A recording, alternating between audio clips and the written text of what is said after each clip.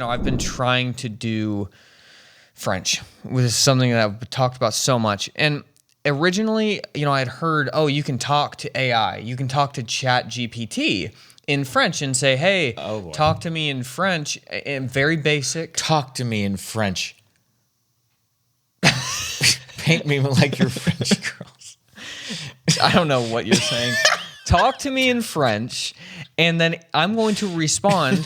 And if I make a mistake, correct my French in English.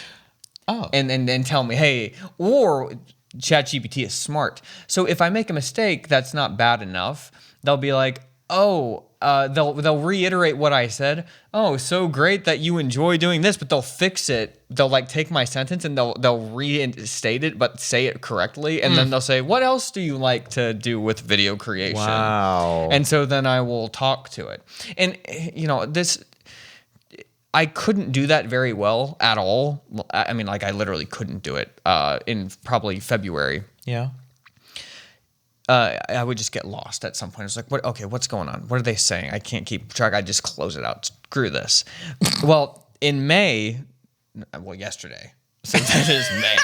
So this May, I was like, let's see. I felt like I had a bit of a breakthrough with French. I was watching some French YouTubers that I just suffer through. And I was like, wait, I can listen to this and without subtitles understand some of these sentences. That's cool. So I was like, let's go back to ChatGPT and see how this is going to happen.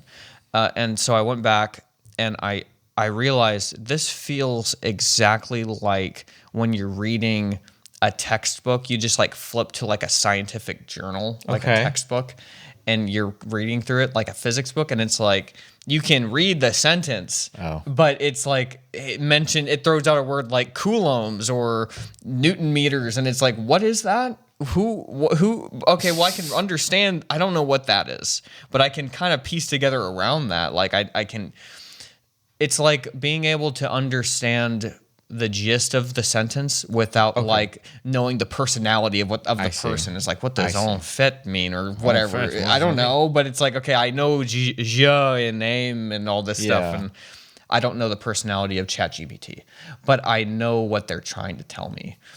And so they've given me the secrets of the universe through French. So now I am enlightened. Okay, so you're learning French by talking to AI now? Yes.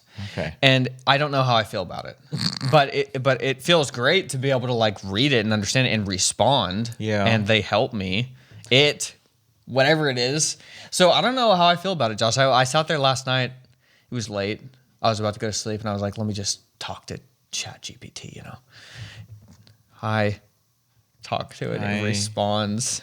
And it's like, hey, you're back. It's kind of creepy, Josh. It knew you? Well, I said I'll be back later, and it saves the conversation. So then you told go it back. I will be back. Well, later? I said I gotta go. I gotta go video something, and I gotta go edit. And it said you tell ChatGPT what you're up to. I told it my darkest secrets. Sorry, I gotta go. Yeah, I know you're gonna miss me. And she said, or he, whoever it is, said, okay, well, if you ever need me, come back. So I did need it. So I went back. I'm back, ChatGPT. Talk to me in French. So I felt accomplished and scared. Last week, when I was trying to come up with a title for the podcast, I went to ChatGPT for the first time in a year, and I just said, hey, what's a title related to these topics that we talked about on the show? I figured that I was safe to do that because all ChatGPT is doing is going through all the most popular stuff on the internet and trying to piece together what would be a popular answer. So I was like, that's what I want. I just want something that will be clicky. And it gave me a good title and I called it that.